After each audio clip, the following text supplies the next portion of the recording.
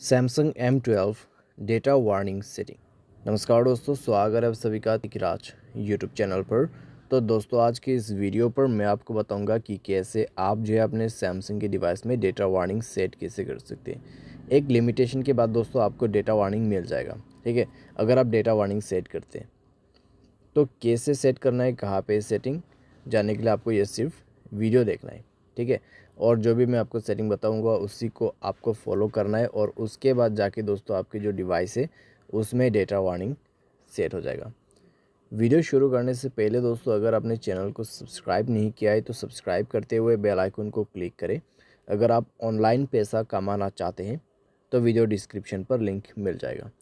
चलिए दोस्तों, वीडियो शुरू करते हैं।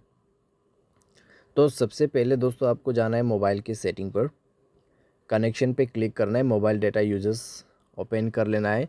उसके बाद दोस्तों आपको जाना है यहाँ पर मोबाइल डेटा यूजर्स पे।